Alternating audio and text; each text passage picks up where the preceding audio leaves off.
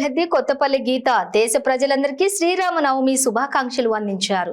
ఈ సంవత్సరం ప్రత్యేకంగా శ్రీరాముల వారి పట్టాభిషేకం జనవరి 22న జరిగినప్పుడు మనందరికీ కనులారా చూసే భాగ్యం కలగడం మన అదృష్టమని బీజేపీ ప్రభుత్వంలో ప్రధాని మోదీ హయాంలో రామరాజ్యం కల సాకారమైందన్నారు. 2024లో జరుగుతున్న పార్లమెంట్ అసెంబ్లీ ఎన్నికలలో ఎన్డీఏ కూటమి అభ్యర్థులను గెలిపించాలని, ప్రస్తుత కాలంలో నరేంద్ర మోడీ సారథ్యంలో దేశంలో రాష్ట్రంలో అభివృద్ధికి రామరాజ్య స్థాపనకు చేయి కలుపుదామని అరకు పార్లమెంట్ ఉమ్మడి అభ్యర్థిగా పోటీ చేస్తున్న నన్ను కమలం గుర్తుపై ఓటు వేసి గెలిపించాలని కొత్తపల్లి గీత కోరారు. అందరికీ నమస్కారం. అందరికీ శ్రీరామనవమి శుభాకాంక్షలు.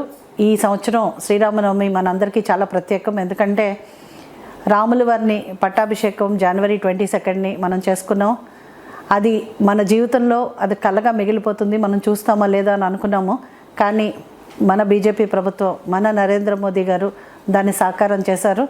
ఈరోజు మనం అందరం కూడా చాలా సంతోషించవలసిన విషయం ఏంటంటే, మనం ఇప్పుడు రానున్న elections 2024 general elections, Lok Sabha elections, అలాగే మన స్టేట్లో కూడా ఎలక్షన్స్ జరగబోతున్నాయి. మన ఆంధ్రప్రదేశ్లో కూడా మనందరం కూడా ఈరోజు ఎలా అయితే రామరాజ్యాన్ని అక్కడ స్థాపించుకున్నామో, ఇక్కడ మన రాష్ట్రంలోనూ మన దేశంలోనూ కూడా మన నరేంద్ర మోదీ గారి లీడర్షిప్లో మనం అందరం కూడా రామరాజ్యం సాధించుకోవడానికి మనం అందరం కూడా చేయి కలుపుదాము.